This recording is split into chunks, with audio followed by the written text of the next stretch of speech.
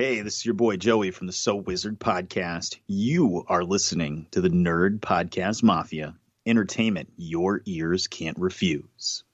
Welcome to the continued podcast adventures of Superhero Speak. But I think many of the people that love this character and that love superheroes in general have used these stories as inspiration to say, you know what? I'm going to do something good in the world. I'm going to make a difference like my hero when I was a kid. That is my fondest memory of it, because when you're doing comic books, you want them to affect people. Right. You want people to care. You want to strike emotions. And I knew that Clone Saga was striking a lot of emotions. Can you imagine Pulp Fiction starring Goofy and Mickey Mouse? I can totally imagine that. I'm sure somebody's written that one too. Quarter pounder with cheese in France, Mickey. What? Royale with cheese, Mickey. Yeah. I can totally. See? I would watch the hell out of that movie. Yes, I gladly sacrifice that my progeny to you, almighty Marvel beast. But Neil Adams is somewhere going, it's my time. How do you measure success? Hey everyone, you're listening to Superhero Speak, and I'm your host Dave. And John. And JD. And guys, we have a guest with us. He is a member of the ever so popular Nerd Podcast Mafia. He is the movie expert from the So Wizard podcast. And of course, I'm talking about the one, the only Marky Mark, Marcellus Reagans. How you doing, sir? I am good. I'm very glad to be here. I'm on my Nerd Podcast Mafia World Tour. This is the latest stop on the tour. I'm running for mayor of Nerd Podcast Mafia. So thank you very much for having me on, guys. I appreciate it. Cool. Oh, and I have a little something special here. We don't normally do sound drops, but... Oh, hi, Mark. Oh, God.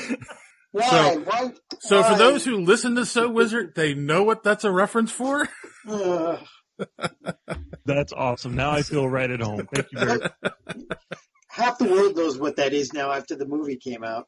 Yes, no, but a former co-host on So Wizard would play that every time Mark was on. So, did he throw a water bottle down before he said it? He did not hit her. It's one of those things that it annoyed the hell out of me at first for the first, I don't know, year or so, and then after a while I just accepted it. There's no escaping it. Yes. And even to the point where I go into work now and my buddy who works there listens to the show sometimes too, and I'll say hi to everyone, and then from all the way in the back of the office I hear, "Oh, hi, Mark." That's awesome. I mean, that's horrible. I'm so sorry. Cool. So, of course, as we said, you are from the So Wizard podcast. For those who don't listen to the other members of the Mafia, which they should be. Before we get into it, you want to tell us a little bit about So Wizard? Yeah. So Wizard, we do a show every week. We go over nerdy news, and we usually try to pick a topic to go over, mainly like movies that we hate and make the other co-hosts watch. Or I love those. Oh yeah, they're always a lot of fun. Big movies that come out during a week. We just did Black Panther, so that's going to be coming out this week. But mainly it's just me and Joey and Aubrey. We get together every week, talk about nerdy stuff, and just geek out for a little bit. We have been doing a new episode every week for the past 185 weeks. So we are on a train. We are nonstop. Yeah, that's one of the things I do admire about you guys. You don't take any breaks. Even when someone goes on vacation, you just find a fill in and keep going. That's right. We keep it going. I would be more than happy to take a break. I was the guy that's always like, all right, you know what? We don't have to do an episode every week. The world's not going to end if So Wizard doesn't put out an episode. And then right around right around episode 120, 130, I'm like, oh man, we can't stop now. So now I'm the first one that's like, all right, we got to put out an episode this week. We can't stop it now. So yeah, it's something I'm proud of. I enjoy it very much. Well, geez, Dave just comes to our house and points a gun at us. That's, Shh, don't give away our secrets. Come on now. Well, as you mentioned, you guys are doing Black Panther episode this week, and of course, that's what we're here to talk about. You guys have all seen it, right? Yeah, I saw it. Okay, one thing. Let's get it out of the way first, because joke's like really old already in terms of internet age. Yes, Martin Freeman in Andy Serkis with the Hulk and white guys. Thank you. Okay, we can get on with it now. That's one of the best. That's one of the best internet jokes I've ever seen about this movie. It's perfect. I know. I saw it on Facebook, and within, for the first 5 minutes, I'm laughing my ass off and thinking, I got to text this to somebody. And then all of a sudden, I saw it 5 other times on my feed in Facebook, and I'm thinking, this is going to age really quickly. Yes. And then it was on my Twitter feed. I saw it on Instagram, and then within like a couple of hours. So, we've done it. Every review I've seen of this is mentioned that joke and thinking, we're clever. No, we got it over with. We're done. Thank you. I saw an interview with Andy Serkis and Martin Freeman, and Andy Serkis brought up that joke too. Of course. During the interview. So I'm like, all right, it's made it to the mountaintop. It's fine. It's done. This is true. All right, so we'll start as we normally do with reviews. We'll go around the room and just give initial non-spoiler reactions. And of course, we'll start with our guest, Mark. Yeah, I love this movie. But I do realize that I'm coming at this movie from a different side than most people. But for me personally, I love that. I thought it was great. What side are you coming from? Like the other side of the tracks, the other side of the planet? What? I'm coming from Gotham City. The other side of the aisle. We're not supposed to mention Gotham on this show anymore. Oh, sorry. All right, John, since you're in a joking mood tonight. Well, 3 glasses of wine will do that to you. Yeah, okay. So, while the rest of you talking, I'm still working on trying to find something to really hate about this movie. This is like the hardest one so far. Otherwise, how can you say anything bad about this cast, about the cinematography, about the adherence to Afrofuturism, about the I don't know, the acting, everything about this was good. It makes me sick, as the DC apologist would say. So, yeah, it was one of the best, and we got to start There's so many Marvel movies now, we have to start categorizing them. So, on the side of the non-jokey, non-punny ones, the more serious side of the Marvel spectrum, this is basically at the top. Okay. And JD? It's not my favorite Marvel movie, but it's the finest made Marvel movie. Far and away. There's not even a comparison. Wow, that is that's some strong language. From him, from you too. I mean, JD, wow. All right. Have to explain that. I will. So I think JD knows my reaction to the movie. I don't know if Mark read my article on the website. I did read it this morning. Yes, I did. And I know John didn't read it because John doesn't even visit our website. We have a website? So I really enjoyed the movie. It's definitely one of the top Marvel movies. I've always enjoyed the character of Black Panther. I think Chadwick Boseman did an amazing job again.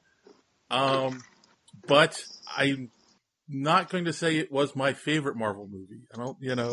I have a couple minor issues with it, and they're minor. Really, they are. But yeah, it was a really good movie. I enjoyed it.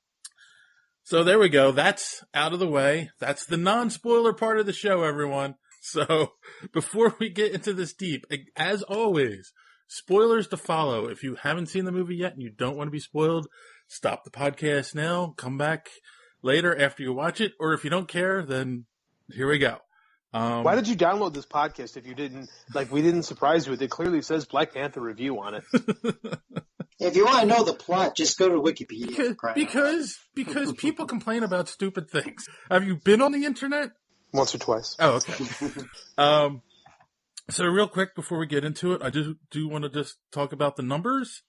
Of course, the movie made $235 million domestically. All the money.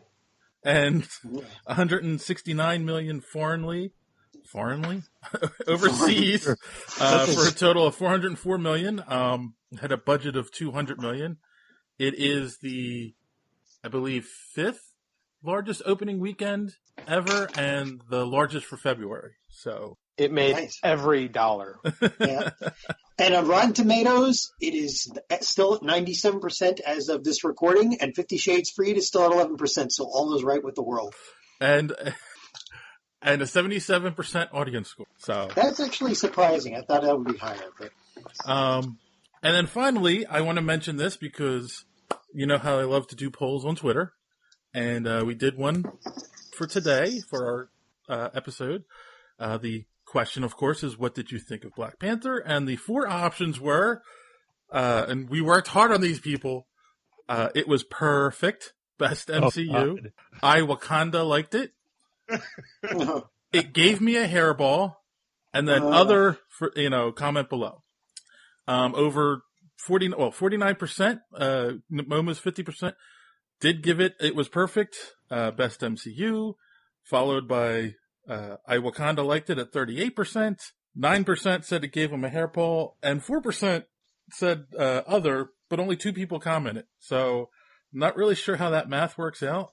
And were those comments obviously they were negative? Were they like really like nasty? No, not at all. Of course, the one comment is from our very own Matt Vroom, who writes a lot of the reviews for the website, and his comment was, "It was good. It was a good film. It was kind of slow in the beginning, its strongest in the middle, and they ended on a high note until it didn't. The acting was great. It looked like a Marvel film, though some of the CGI looked unfinished. Easily the most CGI in any MCU film." Yeah. And the other response was from Daisy is Queen, and it was fine. People are really overhyping it, though. Well, must be another DC apologist. So it gives you an idea of where some people stand on it right now. So yeah, let's get into it. What do we want to discuss first? And Mark, since you are on the podcast and you did mention that you looked at this from a different point of view than the 3 white guys that you're talking with, right? What did it mean to you? How did it make you feel when you saw this movie? Yeah, well, so from what I meant by when I said I'm seeing it from a different point of view is that when I was a kid, growing up in Chicago, shout out to JD. Yeah. I grew up loving, I went to the movies all the time. My parents took me to the movies as a kid. And then when I went to go see Star Wars is when I absolutely fell in love with movies. So then I started to be obsessed with adaptation, turning comic books into movies. Mm-hmm. And Superman the movie was the first one that did that for me. And growing up as a kid, I'm like, man, I can't figure out why Hollywood just can't take these books and turn them into big budget movies, beginning my obsession with comic book movies. And then, as you get older, or as I got older, it was always Superman, Batman, Spider-Man, the Hobbit cartoons. There was never any really big budget, super cool black superheroes for me to dress up as. I was always the black Luke Skywalker, and how. Right. So yeah, I knew of Black Panther. I knew of his place with the Avengers. And even as an adult, I, loved big, Japanese epic stories. I was a big fan of Avatar: The Last Airbender cartoon show. Oh, there you go. Yep. Seeing big scope stories with heroes, I always wanted to see a King Arthur type of story or, a Lord of the Rings type of story, but instead of paint it with a European brush, paint it with an African brush. And with all of the glory and all of the colors and all of that stuff. And I've always wanted that. And I've never gotten it. So Black Panther kind of fulfilled a really strong desire that I had since I was a little kid. The fact that the movie is actually pretty badass is just a plus. Even if it was God, I don't know. Even if it was like Slight, a movie that came out last year, which is cool. It's a low budget kind of Iron Man meets Chronicle comic book story with a black lead, and it was cool, but it didn't quite hit it. But I still love that movie just for the ingredients that are inside of it. So Black Panther, the fact that the movie is actually really good is just a bonus. It gave me exactly what I wanted since I was a little kid. So this movie is mind-bogglingly awesome to me. I loved it. All right, I don't think we can go any further with that. All right, guys, it was we'll have to nice call it a night. episode. I mean,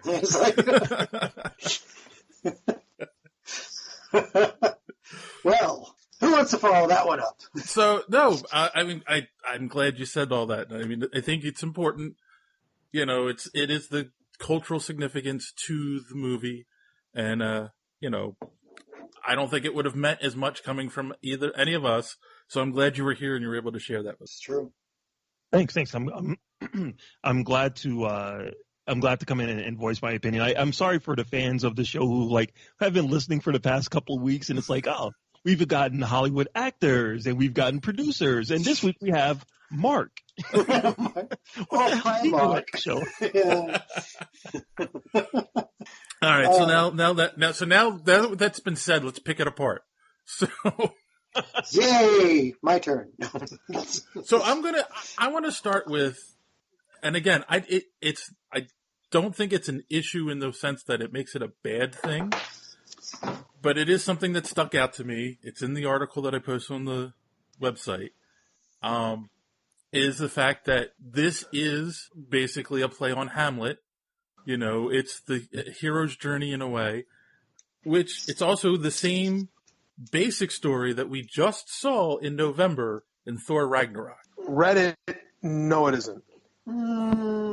Gotta disagree with you there. It isn't.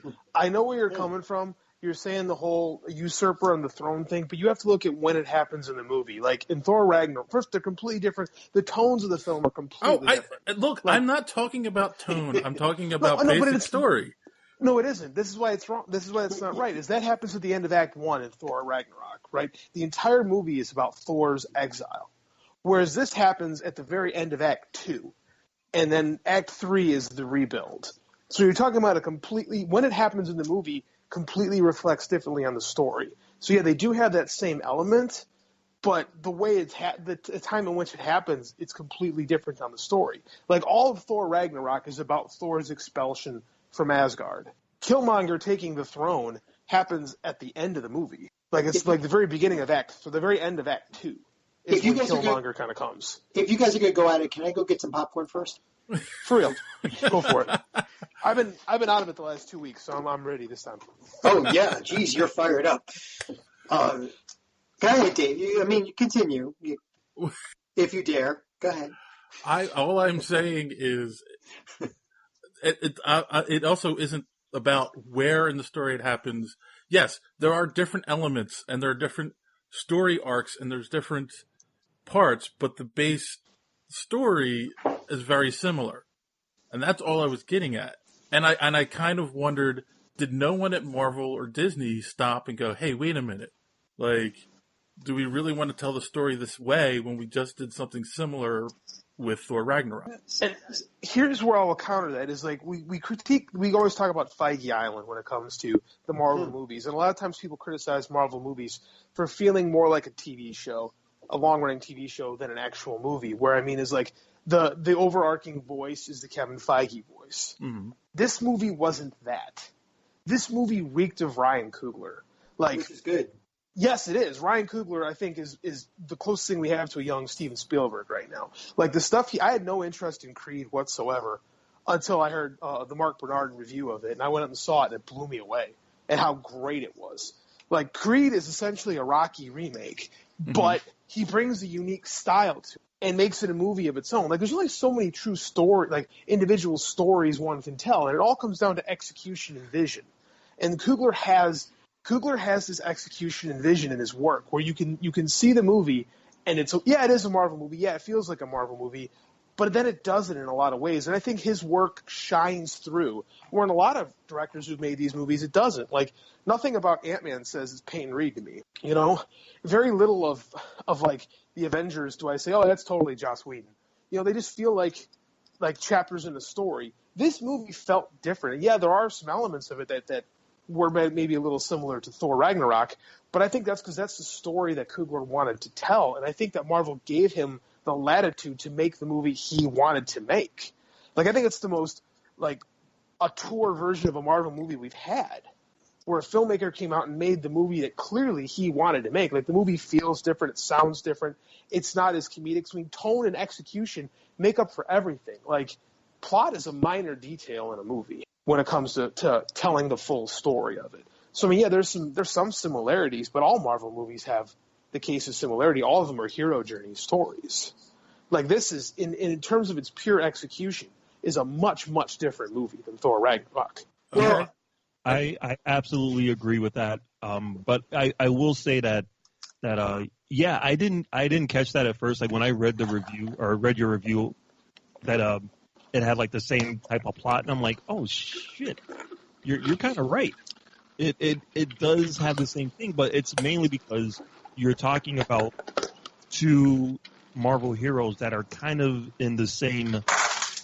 They kind of have the same challenges sitting on a throne, right? And I think that's why those similarities are going to happen. I mean, between 3 Thor movies and 1 Black Panther movie, you're going to find some similarities, and I think that just happens to be it. But yeah, it's kind of like it kind of reminded me of like Casino Royale. Like, you know, there's the Woody Allen one, or the one with David Niven from back in the day, and then there's the Daniel Craig one. You know, they're both James Bond, spy, Casino Royale, but they're not the same movie at all. No, not even close. So yeah, I definitely saw your point when I read the review, but yeah, I don't, even though I just saw Thor not too long ago, I didn't make that connection immediately at all. Like, they feel like 2 completely different movies to me. No, and I totally get what you guys are saying. I'm just saying, and again, we're now 10 years in. Wow, 10 years of Marvel movies, guys. And this is the 18th film.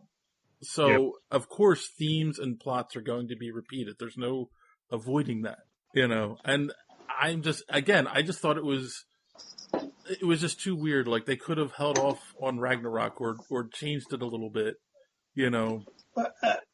Look, I may be just a simple Irishman whose brain is too soaked in alcohol to really process on the level you guys are on right now. Yes. But from my point of view, like I said earlier, we're getting to the point where we're able to, like, create categories of Marvel movies. Now, the Thor Ragnarok one was your high sci-fi outer space adventure with way overpowered beings, and they made it a joyride. Lots of jokes, lots of poking fun at themselves, and, you know, just a fun ride. I mean, what else could it be with Jeff Goldblum in it? Now here, this was very serious. I mean, the joking we saw was basically character building between the siblings and the different characters, and the rest of the tone of it was way more serious than you had in Thor. It's like in Thor, there weren't really, you know, it was you were sitting down for a joyride because the stakes weren't like somebody was going to die, right? Except for that one part where Banner, like, does a face plant onto the Rainbow Bridge, because at that point you're like, wait, what? But we knew it was okay. But this one, the setting is so much different, and it's based in probably an experience that I am definitely not qualified to fully understand, which is, you know, the Black history and the Black experience of today's society, and just the idea of these 2 brothers who took completely different paths, or cousins in this case, but both of them having an incredibly fine and well thought out point to what they were doing. And I think it's the best example in the Marvel universe of, you know, a real life bad guy, where no bad guy goes out thinking, haha, I'm going to do evil, except for Loki, but that's what he's the god of. In this case, it was the bad guy going out and saying, my ancestors were slaves. We got people out there that need our help. Why the hell aren't we helping? And I think that brought the level of discourse about this movie and the story that the movie was telling to a much different level than you saw with the high adventure side of the Marvel Universe, which I think Thor Ragnarok just climbed on top of, with the exception of maybe Guardians of the Galaxy. So, it was a lot more grounded, and it had a much more compelling story, and it had a history on which to build the relationships and the experiences that these characters were expressing. So I agree with that. I think Thor Ragnarok almost felt like a sci-fi buddy cop movie at times. Yeah. Where this movie, as I was watching it, there were times man, this is like a Bond movie. And then by the end of it, I was thinking this is almost more like a DeMille movie from the early 50s or something like that. I kept thinking of the Ten Commandments and that kind of level of an epic, big story. It felt bigger than even I'll say it. Yeah, it felt bigger than just about any of the Marvel movies that I can think of off the top of my head. The stakes were so much heavier. And Michael B. Jordan's Killmonger character, I wanted more of. Yeah. And there's so much time in these movies. I think that's a problem that a lot of the Marvel movies suffer from is underdeveloped villains. Mm-hmm. But he did such a good job with what he had, and his character is so interesting. You guys know I'm a big pro wrestling fan. The pro wrestler Michael P.S. Hayes has this great comment about villains. What makes the most compelling villain is a villain that you understand his motivations and you sympathize with why he's doing what he does. But it's his actions that turn you against him. That's what makes a great villain. Like John was just saying. Hela in Thor Ragnarok. I mean, her motivations are kind of weak. Odin kind of tossed her aside and she wants revenge. It was really kind of simple. This was more than a revenge story. This is you felt for him, and they were two sides of a coin. You understood where Killmonger was coming from. Well, and even better than that, at some points you agreed with Killmonger. Yeah, absolutely. And that's what makes the difference. Absolutely. And I think that's where I get. Hold on, I would have to argue that point because I going back to your point, JD, they're two sides of the same coin almost with T'Challa and Killmonger in the sense that, Black Panther at the end decides, okay, we will use our resources, but we're going to do outreach and help people. Where Killmonger's no, let's just go take over the world and no one can stop us because we're more powerful. So in that sense, he's going to help people by, attacking the people that whose ancestors had enslaved his people. So that's the difference, and that's where it's what makes them two sides of the same coin. And I don't think I ever felt sympathy for somebody who wants to conquer. Yeah. I didn't. Now, again, I'm going to say that I did feel sympathy on him because especially that scene where the ancestor scene when he meets with his father. Yes, and I his agree father, with that. And his father sees the error of his ways and it's a great take on extremism, especially we live in times where extremism on all sides of the aisle of everything can be really dangerous. And the Killmonger character is a great example of generational extremism. And the regret in his father is a really well done scene. I mean, I think you do understand his motivations. You might not say, hey, I get it. Let's go. They should totally conquer the world. But I get where he's coming from. I understand it. It's in his execution that you go, oh man, you went too far. It's like Magneto. It's very much like Magneto, actually. Yes. Where, you get where he's coming from. He might be right with a lot of these things, but it all comes down to the fact that he wants to slaughter everybody else. So I think the main base of both of their journeys is the fact that Wakanda has all of this amazing technology that can change the world, and Killmonger wants to change it to his favor, and T'Challa wants to change it for everyone's favor. At the end of the story, that technology and that amazing knowledge that they've been holding on for all of these years is going to be exposed to the world. But this way, it's going to be exposed in a good way, as opposed to taking over the world. Which is, I mean, I can't blame them. Yeah, and don't forget the other journey of Michael B. Jordan following in Chris Evans' footsteps of playing a shitty Storm in Fantastic Four in a bad Fantastic Four reboot to being a compelling character in a Marvel movie. So that's well done. I missed that one. Well done. I really did want to see like Captain show up in Wakanda and look at Killmonger and be like, "Yo, what's up?" Yeah, no. Do you feel the storm coming?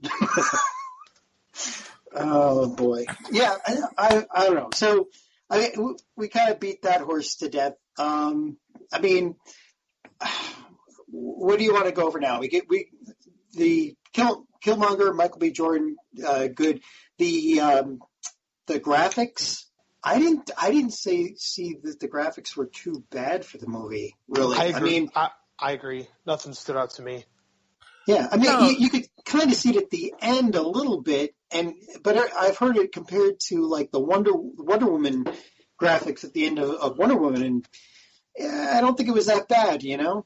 No. The only thing that bothered me, that really bothered me visually in the movie, was that cheap dollar store plastic hand that they gave Claw in the robbery scene. It was like, come on, like, we've seen incredible technology in the MCU, and his sonic hand that blows open the case that has the vibranium, and it looks like the cheapest prosthetic hand you can get. They never explained where he got it from, right? He stole the cannon from Wakanda. They never explained where he gets the hand from. Right. Okay. It didn't look like a Tony Stark. I thought it was a Hammer Tech, maybe, you know? Yeah. I thought he just kind of cobbled it together on his own. And I thought it wasn't supposed to look real. That's the way I read into that. Okay. I don't know. Maybe I was filling in blanks. It did look phony. I can't deny that. Yeah, he seems like the type of guy that just wanted to have the cannon. He didn't really care about the holster. He was more psyched about having a gun. Yeah, I agree with that. Well, the character he was Andy Serkis. Can you imagine the direction being given to these guys? Okay, Michael, I want you to be serious. I want you to feel the history when you say every word. Andy, just go to town. Just go crazy, you know? Chew on some scenery. Yeah, everything you wanted to do when you were doing Gollum and couldn't, go ahead. You're free. So I do have one big critique, and this isn't a critique necessarily on this movie, but of kind of all the Marvel movies, is I do think this is why it wasn't my favorite. It's up there, but I was kind of let down during Act 3 that it kind of devolved, and I will say devolved, into the classic Marvel movie, especially Marvel movie number ones. The last act tends to be the superhero versus his dark reflection. You know, we had Iron Man versus Ironmonger, Hulk versus Abomination, Ant-Man versus Yellow Jacket, and at the end, Black Panther is fighting Killmonger in another Black Panther costume, and it made me kind of feel like, man, we were on such a good course, and it just like it seemed, I feel like I could read the studio notes at this point. It was like, no, the Marvel Bible says it has to be like this at the end, and it was well done, and it wasn't bad. I thought it was really well done, executed very well. The acting was great. The death scene of Killmonger, fantastic. But I was just like, man, it's just that again. Thor, Loki, it's always kind of hits that note, and that kind of bugged me a little bit. Doctor Strange, and I can't remember what Mads Mikkelsen's character's name was. Yeah. Dormammu? No, it wasn't Dormammu. No. It was. I can't remember the name. His acolyte, whatever that guy's name was. Yeah, but. Yeah, you're right. Thanks for pointing that out. Now I can't forget it. That's actually the scene that people are complaining most about the CGI, was the Black Black Panther versus Black Panther. Yeah. And I want to say, JD, I absolutely agree with you. That's one of the things that keeps this movie from being kind of perfect to me, is that it does kind of fit that category. But I think that that's mainly a comic book thing. I agree. Because of the way that these stories have to be told, it has to end that way. Because it even goes to Logan, a movie that everyone loves, one of the best movies of the year. But even that Logan versus a darker version of Logan. Very true. So it's kind of, I think it's just, unfortunately, it has to fall in that way because it's a comic book movie. The CG at the end, like when they released that clip online of them fighting during in the middle of that train set, and when they released it online, I looked at it, and I'm like, man, that CG is it's not looking too good, man. I hope it's not like that in the movie. And then it's like, oh well, this is just unfinished CG work that they released for the public. And then when I saw it in the theater, I'm like, it's better, but it's not that much better. And the thing that makes it stand out is that you see these CG characters fight each other, and then when you cut to the characters separated, you see the actors in the suits, and you can tell instantly that it doesn't look right. You need a Deadpool sitting there going, oh wait, we can't, we gotta finish that, guys. All right. For those of you that haven't seen the trailer for Deadpool 2, but since we're talking about Claw and Killmonger and a little bit about their relationship, I have a question, and I hope one of you have a good answer for me. Can someone explain to me the whole point of them working together in the beginning to steal the vibranium, then having the deal that goes bad in South Korea, that giant chase scene, when Killmonger's ultimate plan all along was just to kill Claw and use him as a bargaining chip to get access into Wakanda? He needed the bargaining chip. But he could have killed him at any time. He needed the money from the sale of the... No, the sale went bad. The sale never happened. Well, at that point he had no choice, but I don't know. Maybe he just... So other than extending it out and giving us a cool action chase scene, there is no answer? Is that what I'm hearing? Oh, wait, hey, no. If it was for that chase scene, it was worth it. I'll take a little plot holes with... for that chase scene, which was just awesome. I don't think that's necessarily a plot hole. I think people get confused sometimes when things don't go right in a plot. No, I'm not that calling they think, that. oh, that's a hole. No, because I think that I'm not saying that. What I'm saying is, I think that had T'Challa and them not shown up, I think he would have done the deal, then killed him after and moved in while he had some more money. But then when Black Panther got involved, and T'Challa, that whole thing got involved, it kind of upped Killmonger's time frame of now he had to do it. They could have added one line just to fill that in. But like you said, it doesn't really make much of a difference because, we've seen. Come on, guys, we've seen much worse than that. No, you're right. But we've also seen, sometimes that stuff handled a little better too. So, but yeah. I mean, again, it was a cool scene and it works. It just was. After I thought about it afterwards, I'm like, why did he go through all that when he was just going to kill him anyway? CinemaSins will definitely mention that, but for the most part, I think CinemaSins is going to have a less of a score on this one than they have on the others. See, I thought it showed his cunning that he was working with him and was going to betray him. Oh, and he didn't just betray him. He just let him shoot the girl that he was technically dating at that point. I like that bastard. I like that answer, JD. It was character development for Killmonger. Yeah, I thought it was. I thought it worked into his. I thought it helped move along his character journey. It kind of showed what he was all about. Like the fact that he did ice his girlfriend character right away without thinking about it. Yeah, really helped build him. And then Claw was at that point no use to him because now he had his in, right? He didn't, because when he saw what Claw meant to Wakanda, I think he kind of you could easily say he reevaluated his plans. Mm-hmm. So again, that didn't bug me. I actually kind of liked that, and I thought it made sense. Okay. Yeah, that does make sense. I will say when he shot his girlfriend, when Killmonger shot his girlfriend, at that point I could care less about what he was doing for the rest of the movie. He was officially the bad guy. And yet again, even against the fact that we could still understand his motivation and sympathize with it. I mean, I guess without that, you'd really be wondering who you should be rooting for at the end. See, Mark, I took a different view on that. My thing was, he's my hero. I've always wanted to do. Oh, wait, I'm sorry. Was that out loud? Whoa! Hey. Inside voice. We've talked about this. Oh, okay. Show went dark for a minute there. That's never happened before. All right. So So moving on. So I think we talked a little bit about the humor in the movie. There isn't a lot of it, but there is some, and of course that mostly comes from his kid sister, Shuri, who is awesome. Mm-hmm. And She's so I was gonna say, okay, so she was awesome. I got a from JD. What do you guys think of the character? Oh, I think she's cool. I think she was M. Like when they first introduced her, that's where I was getting the Bond vibe from. Mm-hmm. When he gets all the gadgets and then goes to the South Casino underground casino. I thought she was reminding me a little bit of M in that part, and I thought that was a pretty cool take on it.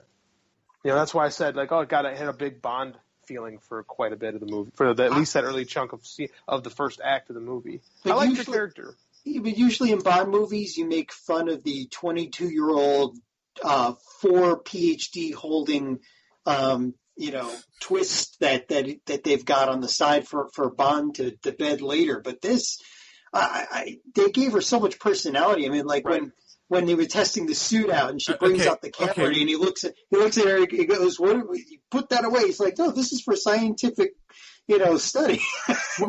Knowing he was going to get blown across the room. I mean, John, what Bond movies are you watching where Bond slept with M?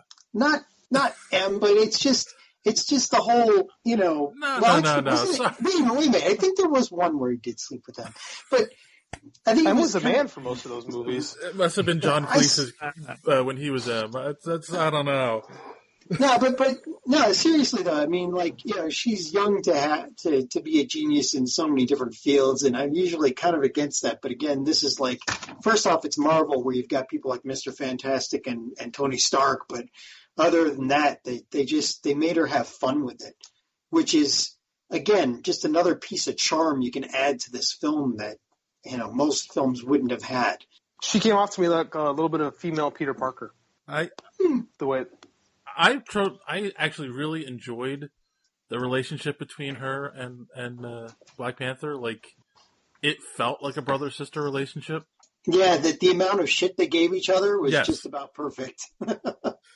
Yes, speaking of somebody who... Oh, go ahead. I was really hoping that she would razz him a little bit more about him being a king, because you can tell that she's like, no matter where you sit on the throne, you're always going to be the punk big brother, and I'm going to give you shit for it. But I kind of wish he had needled him a little bit more about him actually being royalty. You're absolutely right, and I hope we see that in the future now. I'll be looking for that, and maybe when he's attacking what's his face with the glove in the next movie. So, Thanos. Well, even the ceremony, the challenge ceremony in the beginning. It's like anyone in the royal family went to challenge, and she puts her hand up, and she's like, "Can we just move this along?" Yep. Yeah. She's a great addition to like the Marvel Cinematic Universe. She's going to be a fun character to see appear in like other films, even if they don't have her, even if they have her like like via Skype, via monitor from Wakanda. Right. Her presence is going to be a nice little touch to the other Marvel movies, I think. Well, she may very well play a larger role in Infinity War because Wakanda is going to be. I mean, we know from the trailers that certain things happen in Wakanda as it is, but Wakanda, we now know, is going to be like one of the biggest points of defense for the planet against Thanos. So she may play a big role. You might just see her talking with Peter Parker and Tony Stark in this, So I lifted my eyebrow during the challenge scene because Shuri becomes the Black Panther for a while in the comics when T'Challa was incapacitated. So I thought maybe they were alluding to hitting that up sometime in the future where she gets to become Black Panther. Maybe. I'm sure they will. I'm sure they will. Kind of like how they did in the first Iron Man. Terrence Howard looks at the silver Iron Man suit and he's like, "Yeah, next time." Yeah, so I'm sure they dabbled a little bit in it, planted a few little seeds for the fans. Right. Cool. Yeah, no, I definitely hope they, use her more. And they will, of course. There will be a Black Panther too. Come on, let's not kid ourselves here. Yeah, no, there's no way it's not happening now, which is good. It's a really good thing. All right, so now there's somebody I want to talk about that was in this movie, whose character had a big secret that he never revealed to Black Panther until it was essentially too late. And of course, That's Forrest Whitaker as Zori.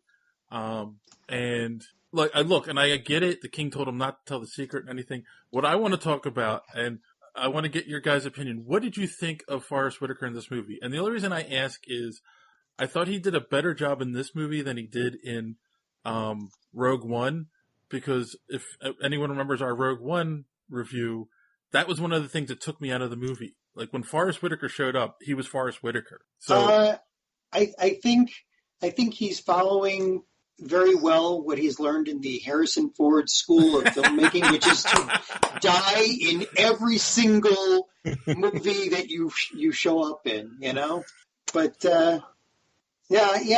he's less of a character actor and more of a character. Yeah, I mean, in some ways he's become like Pacino, where Pacino shows up now and he's just that character from Son of a Woman. He just Pacino's as hard as he can. Exactly. And we've got a Whitaker as hard. No, I'm gonna acting is a lot about. I'm gonna have to disagree with you on that one. I don't think he was Whitaker in Star Wars at all, because certain people can do like a Forrest Whitaker, impersonation. I can't do it, but I definitely tried to do it for Star Wars, and that's not easy at all. Jen. I couldn't like.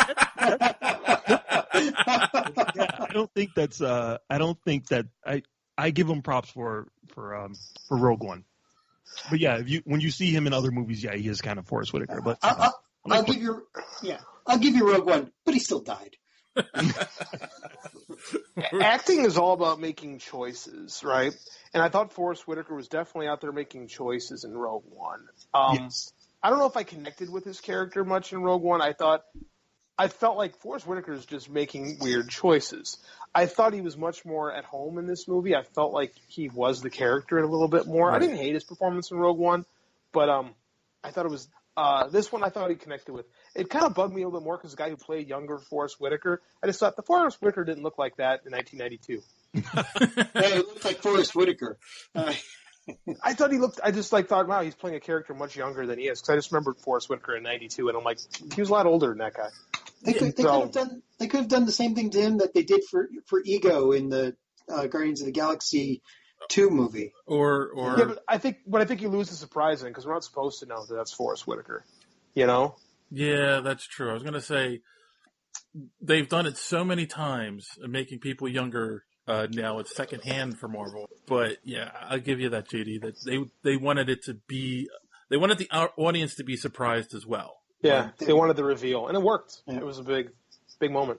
All right, yeah, it definitely worked for me, and I will say one of the other things that I really loved about this movie, again going back to my original point of stuff that I've always wanted to see, like Forrest Whitaker's character is obviously the guy, kind of like the shaman of that particular tribe, where he handles the plants and makes sure that he kind of referees the fight.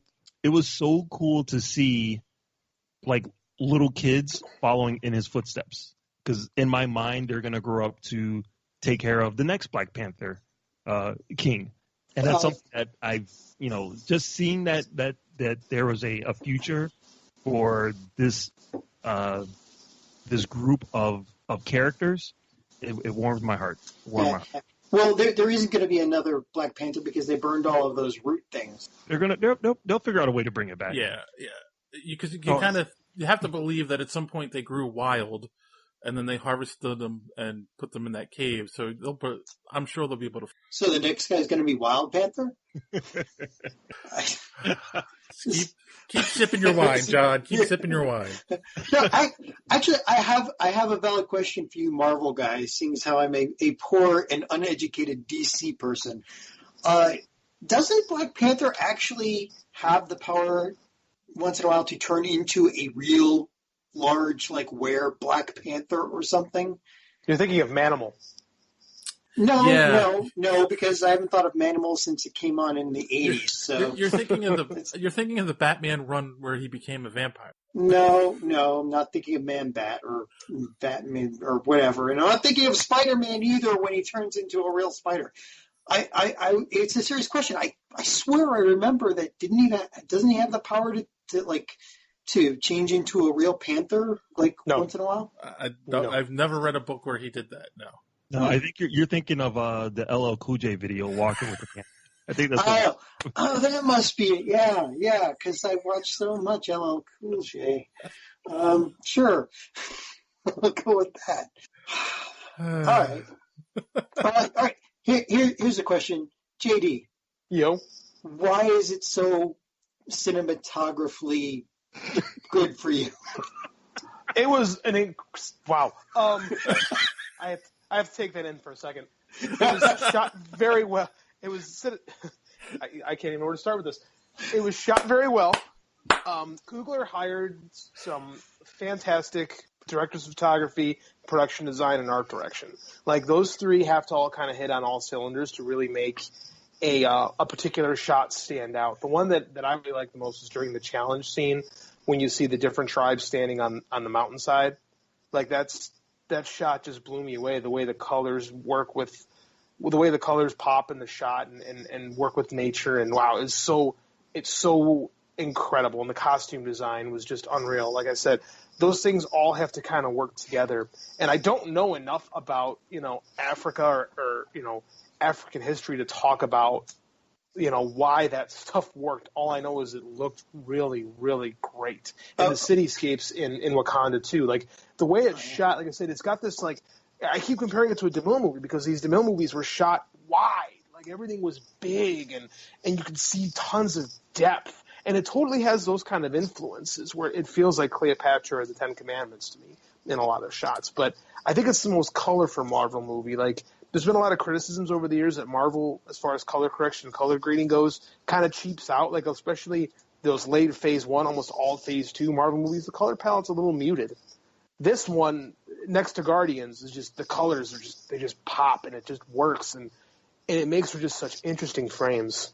Yeah. Okay. Sorry. There's one thing I have to disagree with you on that did not lay it on me. Now, okay, I know lip plates are like a thing. Do we really want to do this? I need a mute button for you, John. Do we really want to do this? It wasn't just a lip plate. The guy came into scene at one point. I'm like, oh, okay, yeah, I've seen that before. I know that's a thing that's from part of their heritage and that sort of thing. But then they gave him like the Joker suit, and every time like he's in the background of one of these scenes where there's a fight, every time he slips in the background, it's like all the focus goes right to him. Please direct all your hate mail to john@superheroespeak.com.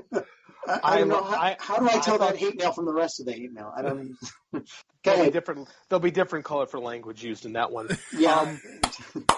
I think that the lip plate thing was cool. Like, I don't know what the guy's name was, but I think that he did. He was, because of his look, he definitely commanded the attention. Like, every time he was on screen, it's so foreign, I think, for people from our culture who've never seen anything like that alone for an extended period of time to really look at it, that it does stand out.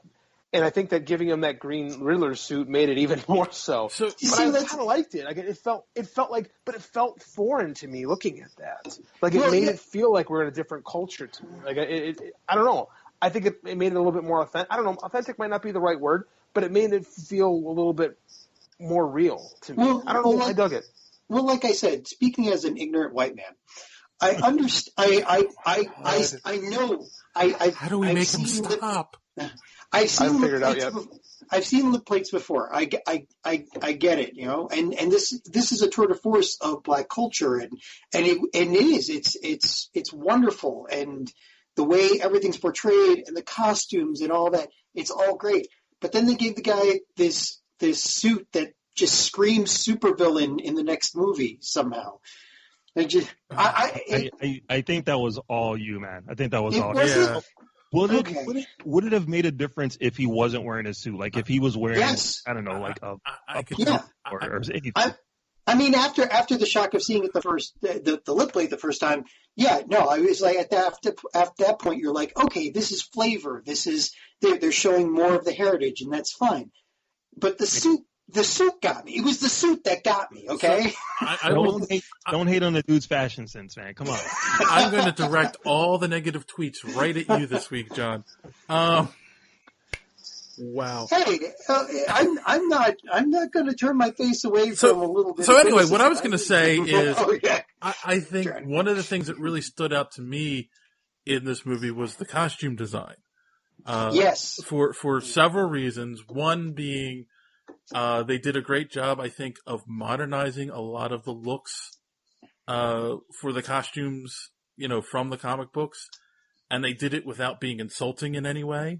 Yeah, can we just say that it's nice to see that they did the women warrior costumes without the cutouts and the splits up to the thigh and all that. They actually had armor that was functional. They didn't do what they did in in Wonder Woman they had all the Amazons had real armor like in here, but they changed it in Justice League to the standard bikini style. That's just Zack Snyder for you, but yes, it is. But this was good. I mean, like you said. Well, I don't know how well leather pants work as actual armor. Well, I think John's actually onto something because we have a female director of photography, a female art director, a female costume designer. Like, I think that you're getting a different perspective on this too, which I think actually helps. Like, there's tons of talk about diversity and actually opening up opportunities in film and comics and all that stuff. I think this is a really good example of what a different perspective can bring. Is I didn't, at no point did my mind even go there with the Black Panther female warriors. I still can't pronounce what they're really called. The Dora Milaje. Thank you. God, I can never say that. Like, Dora Milaje. It never felt like, because again, like when you saw the Amazons in Justice League, I went, God, that's so, ugh. Like, it reminded me of like 90s comics. Right. Yeah. And that's after they had it right in the first movie, in the Wonder Woman movie. Right, because Zack Snyder gonna Zack Snyder. Mm-hmm. But this, I mean, like I said, this gives you an opportunity gives opportunities to different people. You get that different perspective, and I think it was more real. I think it felt more authentic. Right. As far as, sci-fi warriors go. Yeah, they had to be warriors that had to protect the king. So you want them to look like they can actually beat some ass, and they did. Oh yeah, like the Amazons in Wonder Woman. I like a tall, scantily clad woman as much as the next guy. I'm not going to be mad I'm not going to be too mad at Zack Snyder for that. But you can definitely see based on them and based on the Dora Milaje, these are two different mindsets of what a strong female should look like represented on the screen. Right. And I just want to say shout out to costume designer Ruth Carter, who is from Springfield, Massachusetts. Right. A stone's throw away from me. I'm going to call it. She's going to get an Oscar nomination next year. We can hope. There is no way she's not going to get nominated for this movie. There's no way. Yeah, and I was going to say, that's one of the things, too, with that scene, the waterfall scene, is the costume colors are what pops against the background, and really makes that scene stand out. I think a lot of people. But yeah, she's definitely, I think she'd get a nod for this. Those waterfall scenes are probably some of the best scenes in the entire movie. I mean, just in all of the different characters in the background and the display of the warrior code and how they did this whole ritual, and I mean it was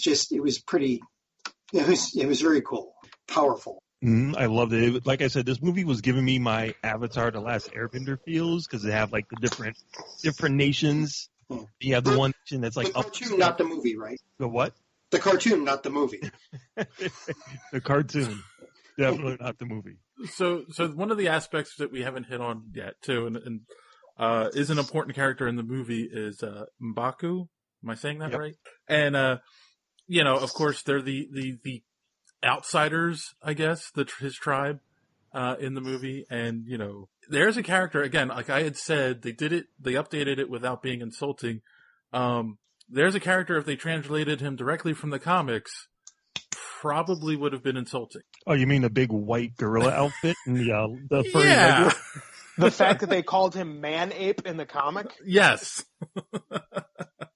Do you think that would have insulted a few people? So some things don't age well. That's one of them. That's why it's good to, start these things in like paper form in, cheap pulpy comic books before you spend $200 million in theaters.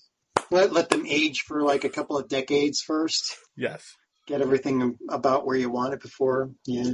So yeah, I mean, he ends up being a very important character because, you know, his tribe, and it's funny, it becomes a reflection of what happens at the end of the movie, in the sense that, you know, they have been separate from Wakanda, you know, for generations. And, you know, at the end, they ask for him for help after Black Panther gets hurt. And at first he says no, but then he ends up, you know, helping them anyway. So that's a reflection of Black Panther at the end of the movie going, oh, you know what? Let's help outreach and help other people instead of being separatists all the time. So I was what did you guys think of his character in that aspect? Well, he had honor. I mean, he challenged the king. He lost, and the king basically let him live. He let him tag out. So when he knew he had the king and they brought the flower to him, his first thought wasn't, oh, let me have that. It was, oh, he should still be the king. I like the character, and the comment about we'll feed you to my sons. Oh wait, no, I'm a vegetarian. I think that was good too. Yeah, anytime that I hear anyone start to say something that I don't want to hear from them, just start going. Oh God. Yeah. Yeah, I really like the character arc there. He comes off like a straight villain initially, challenging for the throne and defeated. Sets that whole challenge up really, really well for later on in the movie. And like his whole when they show up, you kind of get what he's saying. They ask for help. He's like, "No, we've been outsiders. You're asking for my help now. No, we'll help you, but not really." And then when they come back at the end, and I didn't see it coming. I'll be honest with you. Like when you started hearing the hoo, I was like, "Oh, cool, nice." He's kind of come full circle, or he's kind of come in that 180 now. And I didn't foresee that happening, and it was really a cool moment in the movie. I think they did a lot of great work with that. That's a great example of how to write a good side character, a good supporting character. I thought it was well executed on both a writing and an acting standpoint. Yes. Mm-hmm. Yeah, you have a lot of characters in this movie who have like very limited screen time, and you're right. I think that the story, the parts that they gave him, the parts where they let him shine, really, really worked. And I think the same thing for Okoye. Her few scenes where she actually gets dialogue, I think are like magnificent. I love her character. I feel like I know so much of her, even in a few scenes that she's in. Yeah, no, that's true. That was actually one of the criticisms that I've heard of the movie, is that, you know, she really wasn't in it enough for you to get to have an emotional connection to her. But I don't think, like you said, the scenes that she was in, you know, had enough power to them. And I think it fits well in the movie because obviously she's going to continue, you know, she's going to be in another movie, and they didn't want their relationship to be the focus of this movie. Mm-hmm. Just the fact that she made a rhinoceros stop. I'm like, come on. And then lick her like a puppy dog. That gives you that's the perfect example of how strong this woman is. So then her counterpart, though, his character. Yep. I can't. How do you say his name? We didn't get much of him in the film, so it was like he just kind of popped up. It's Wakabi, right? Yeah. Was it Wakabi? Okay. Yes. So Daniel Kaluuya. Yeah. So Wakabi. So he's okay. So obviously we had two characters that once T'Challa was appeared to be defeated, stayed loyal to the throne, right? Because it was one of their jobs. It was both of their jobs, really. Right. However, when T'Challa returns and we see that he didn't die and he still hasn't yielded, he still sticks with Killmonger. That did bother me a little. What did you guys think? They kind of planted that seed at the beginning of him going, you know, T'Challa, you know, if you want us to run out there in the world and just start beating ass, we'll do that. You know, let's go. His mindset was definitely more on Killmonger's than it was on T'Challa's. He was definitely about change, but he wasn't about to take over the world, but he definitely wanted to get out there and do a little bit more. And the fact that he wanted he wanted revenge on Claw so bad, and Killmonger gave that to him, like delivered it to him on a silver platter. It's like clearly he felt the connection more to Killmonger than he did to T'Challa. Now, he was wrong, and he realized that, but he definitely felt that connection. And I think they could have put a little bit more into the movie, but it's already like over 2 hours, so it's enough. Right. Okay.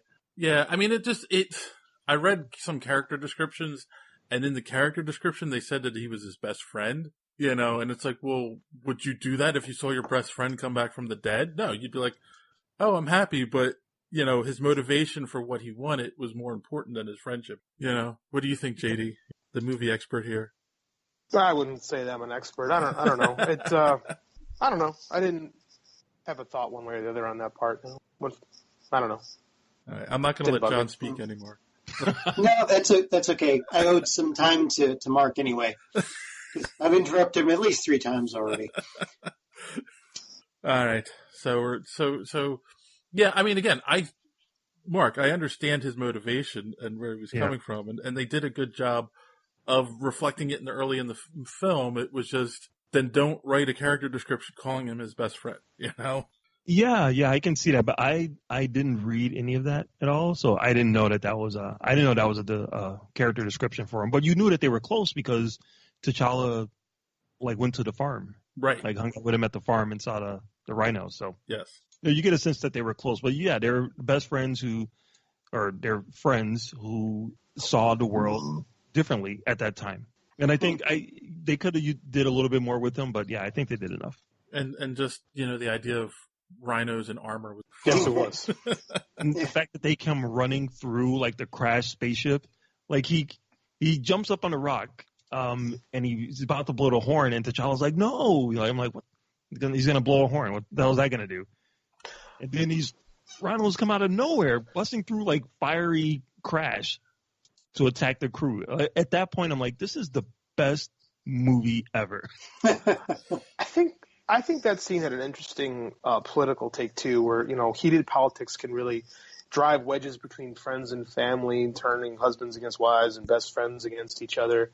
Like, I thought there was a really interesting way to say it, you know. And then with the animal kind of coming, the animal brings everyone kind of back to normal, you know.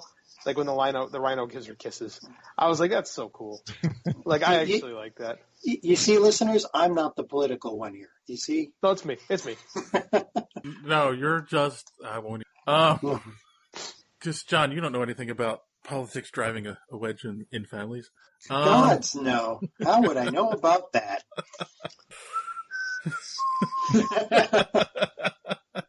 Cool. So, is there any other aspects you guys want to hit on with this film, or are we getting close to the end here? You know, I just want to say that it took me a while. I've seen this movie a couple of times, and it took me a while to realize that these are not real people. You know what I mean? Like the second time I saw it, I'm like, man, I really just want T'Challa and Nakia to just make some babies. Just get an heir to the throne. You know, I'm worried, like, what's going to happen down the road? What's going to happen to the future of this country? And then afterwards, I'm like, these are fictional characters, Mark. The throne's going to be okay. All right, don't worry too much about it. I really love the fact, and there's something that came out today too, with Ryan Coogler. He breaks down that whole fight scene in South Korea in the casino. Mm-hmm. And one thing that I didn't even catch was that if you look at like the crowd of people, they're all kind of wearing like kind of muted colors, or at least dark colors. Yeah. But T'Challa is dressed in black. Nakia is dressed in green, and Okoye is dressed in red. The 3 African flag colors. And when I saw that, it blew my mind. Wow. So I know that the DVD, the commentary director's cut is just going to be amazing, because Ryan Coogler is working on a level that you know, I can appreciate what he's been doing so far, but he's on a whole nother level. I really want them to sign him for part 2 like tomorrow. I so agree with it. Like I said earlier, I do think he's like the next coming of a Spielberg, where he can do these artistic things in big budget movies and make it work. Like he's such a good filmmaker. Like, and he's so young in his career. Like it's his future excites me. Like, we're only scratching the surface on what this guy's capable of. Oh, I also wanted to mention there was a surprise for me because I didn't look at the entire cast before I went to see the movie, and T'Chaka's brother was played by Sterling K. Brown. And do any of you watch This Is Us? No. I watched like the first 4 episodes, I think, and my tear ducts just couldn't take me. Done. I'm out. I watched the episode where they killed off that guy that everybody's pissed about, but otherwise it's that one. So those who don't watch This Is Us, it's emotional terrorism. And my wife and I watch it together, but my wife is a binger, so she tapes a bunch and then we watch them back to back. So by the time we get to the second or the third episode, I'm like, hon, I just can't cry anymore tonight. Let's watch another one tomorrow. Yes. I think everyone should at least watch it once because it's a really good show. And that ties in how? Just I like the actor and I wanted to point out that he's in a show that I like. That's all. Okay. Makes sense. He's an amazing actor, and if you want to see him, play a completely against type, and starring with Chadwick Boseman, they were in Marshall, a movie about Thurgood Marshall that came out this year. It's not going to set the world on fire. It's no Black Panther, but if you want to see some good acting, definitely check that out because both of those guys are really good in it. All right, cool. Oh. And also, This Is Us has Justin Hartley in it, who was Green Arrow on Smallville. So there, it ties in as that way as well. Okay. I've got one last thing. I think Martin Freeman playing Defender at the end of the movie was kind of lazy. No, I think that's I disagree. I don't think it was. I think it's definitely nice to set him up as a pilot. Yeah, but they give him something else to do, and they can easily put him into Captain Marvel when that comes out in a couple of years. That's true. Oh yeah. Okay. All right. I retract. Yeah. I didn't think that is lazy. I thought that was well done. I liked the technology. The fact that they were going to breach the room that he was in, instead of getting out and running that they were telling him to do, he stayed to complete his mission. And I think that showed a lot about his character. Mm-hmm. So I left the theater and downloaded that Kendrick Lamar song because it was awesome. All right. Cool. Yeah, that's another thing. I'm sorry. I just want to say really quick about the movie. The soundtrack is amazing. It is. Some amazing songs in it, but the score is also amazing. Awesome. Yep. I was like, as soon as I was done watching the movie, I'm like, damn, I have to see if that score is available. And it is. It's available on Spotify. And I've been listening to that as I've been working my way through the latest run of Black Panther comic books. Cool. So, the only reason I saw this movie last night is because we had to review it on the show. I really wanted to, but we're coming off our state tournament this weekend. It's the longest 5-day weekend of my life. I got home and I was exhausted. I was struggling to stay awake, and I actually went and saw it with one of my former athletes. And I was so tired before the movie started. And about 10 minutes in, it grabbed me, and I was up for about another 2 hours after I got home because I just couldn't wait to talk about it. This movie it hit me. I connected with it. I was really impressed with it. I think it was a phenomenal effort, and I think it's the best movie they've done probably since Guardians, and it's probably number 2 or 3 on my favorite Marvel movies list. It's so good. All right. So we'll wrap it up the way we normally do with these reviews. We're going to go around The after credit scene? Which after credit scene? There were 2. The White Wolf one where they're kind of mixing up characters. Isn't it that White Wolf was another guy who crashed in Wakanda and was adopted by T'Chaka and became something else, but now they're calling Bucky White Wolf? I got nothing. I'm not too familiar. I do know that the White Wolf is a character in Black Panther. I don't know where that stands, but I think that works amazing if they can somehow keep Bucky around in Wakanda. And the kids calling him White Wolf, I thought that was hysterical. I loved it. Another fucking white boy for us to fix. Great line. Threw away this perfectly good white boy. I don't know what to do. I wasn't crazy about the first post-credit sequence because it was literally the exact same one from Iron Man, and I'm sure that was kind of done on purpose, like the UN press conference thing. Yeah, like that's the exact same way Iron Man 1 ended. Wouldn't it be great if he ended it with "Because I'm Iron Man"?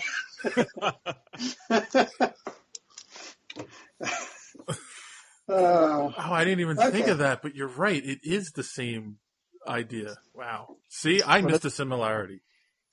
That's because T'Challa is going to be the new.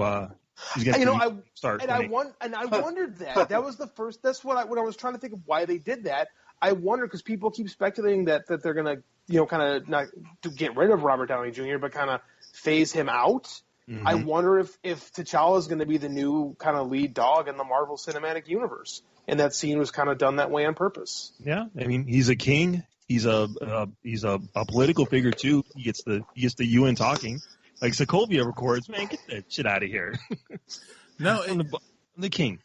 Yeah, it makes sense because if both Chris Evans and Robert Downey Jr. walk away from the characters, who else can be the leader of the Avengers? Not Spider-Man. The Wasp. Oh boy. So that makes sense. That could very well be. Though Black Panther's stint in the Avengers was short-lived in the comics, but cool. As was the Hulk's. Yes, that is true. He was in the Defenders much longer, but we won't get into that.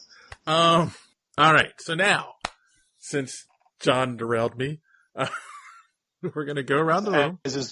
Everyone give their final thoughts and a rating out of 1 out of 10 capes.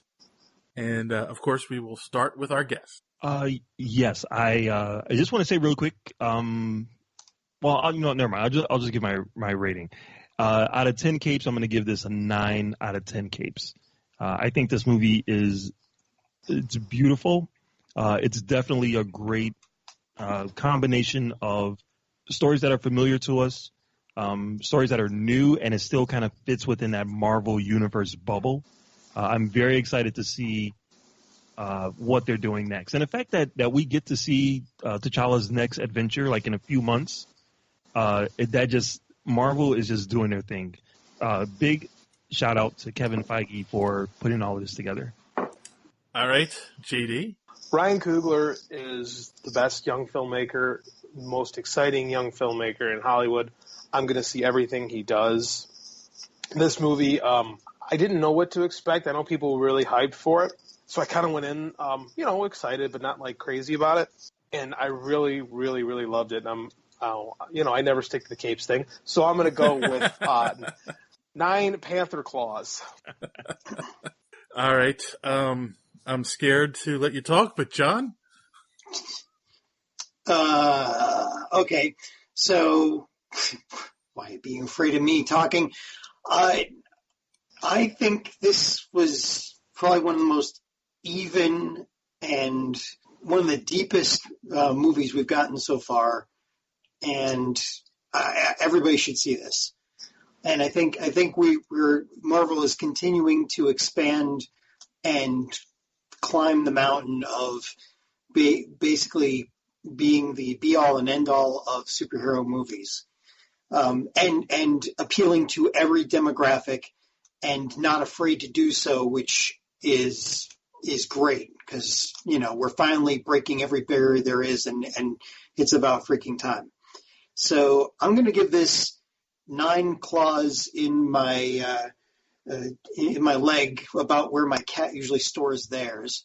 But yeah, it's 9 claws. That's it. You two, I can't ever get you in line. Wait, I want to change mine. Wait, if they can do claws, I want to do. Okay, so I'm gonna do 9 vibranium armored rhinoceri out of 10. Okay, I'm gonna change mine to 9 rhinoceros horns. Oh wait, that's illegal. Sorry, never mind. I'm changing it back to claws. Okay, so I will say that after talking with you, fine gentlemen, John's blatant racism aside, I kind of feel that you have raised my view on the movie a little bit. Again, I liked the movie. I did not have any issues with it at all. So I believe in my initial review that's on the website, I gave it 7 out of 10. I am going to raise it to 8 vibranium spears out of 10. Raise it to 8? Okay. Yes, I'm allowed to have my opinion about the movie, John. That's how this works. No, you're not. It's a democracy. Wow. Cool. So that about wraps it up. But I think, Mark, we should give you an opportunity one more time. Why don't you tell the people where they can find Everything So Wizard? Yeah, if you want to hear more from me, which I kind of hope you do. If you don't, I understand. Thanks, John. God, I'm so going to pay for this. Go ahead. You could find me at SoWizardPodcast.com. Well, like I said, we do new episodes every week. I do movie reviews on there. I've been slacking recently, but I'm going to try to get back up there. I have reviews. I just haven't posted them yet. We're on Facebook. We're on Twitter. We're on Instagram. We're on Podbean, Satchel, Google Play, Spotify. SoWizardPodcast.com. Get at us. Cool. And I don't normally do this on the show. I always forget, but of course you can find us at superheroespeak.com, and you can download it anywhere podcasts are available. But also check out the website, because not only do I post a lot of garbage on there, our own Matt Vroom tries to post at least one comic book review a week on there. And you can find both So Wizard and superheroespeak.com on nerdpodcastmafia.com. Cool. So anyway, everyone, thanks for listening. And as always, don't let your cape get caught in the door. Have a good week.